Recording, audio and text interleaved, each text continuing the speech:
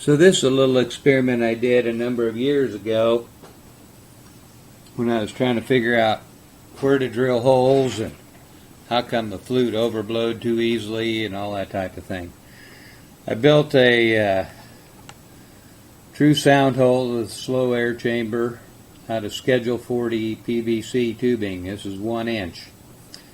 That makes it easy to calculate the length to bore ratios. Then I created several tubes from 20 to 10 inches, and this distance from the cutting edge to where it's at is about 2 inches.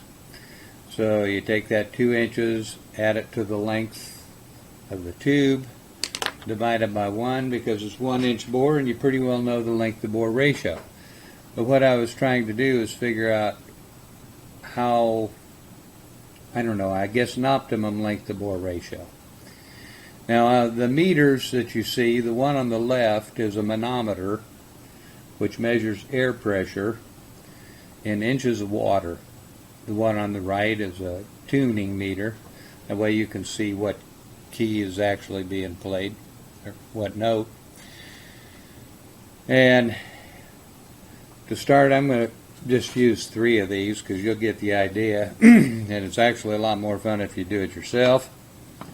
I'm going to put the 10-inch one in there, which gives us a length to bore ratio of about 12. And I'll blow in the plastic pipe here.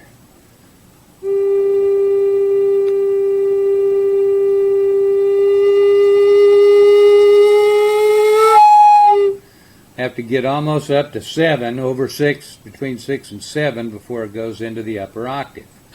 If I had no bore at all, I can't blow hard enough to make it bump into the upper octave.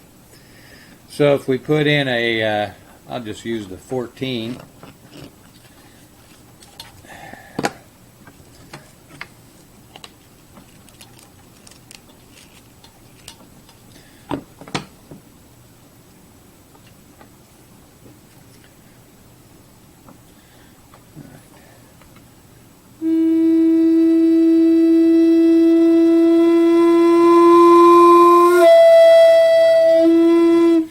Somewhere around 4.5 or 5 it goes to the upper octave.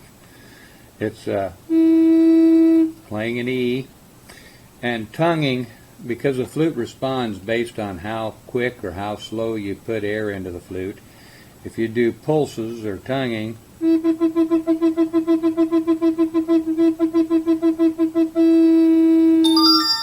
you'll notice how it just, on a couple of times, it almost went into the upper octave, but not quite.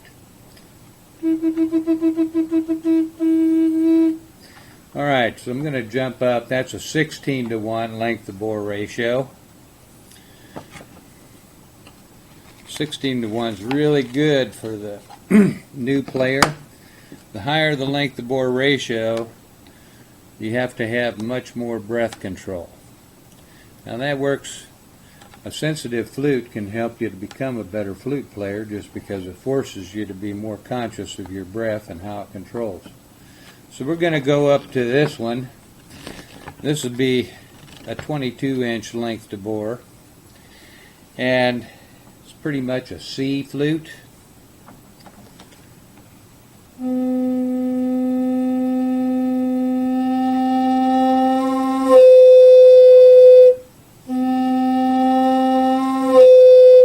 So anywhere from around 2.5 or so, it breaks up into the upper octave.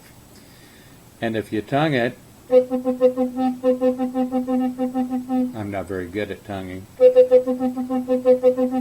you can hear it just for a split second pop into that upper octave. It becomes a very difficult flute to play when you get it 20. I don't make any flutes over 20. I've made some in the 1920s, but 19 or 20, but never higher than that. Now we could go, hey, just for kicks, we'll put the 10-inch on, and then we'll add a coupling and add another 20 inches on. See how low a flute will make with this And that looks like about 32 inches.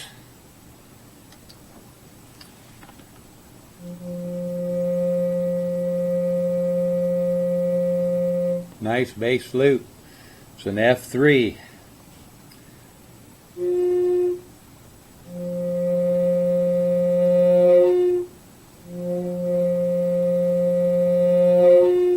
You can see if you get over, it'll play well at a 1/2 inch of water.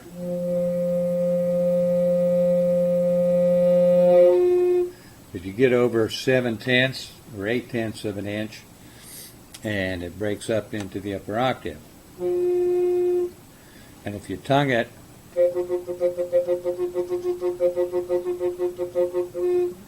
it's continuously up there.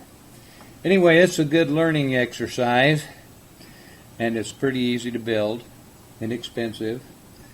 Another thing that I used this same contraption for when I started making E-flutes, or I should say 1-inch bore flutes, I could drill holes in the plastic tubing, try it out. When it didn't work, I'd put duct tape over it, roll it in, put in different holes. You can even throw it away and just put in a fresh new piece of plastic. Then once I had what I thought was a pretty good location hole-wise, I could transfer those same dimensions over to a wood flute. Well, I hope that's been helpful for you, and have a blessed day.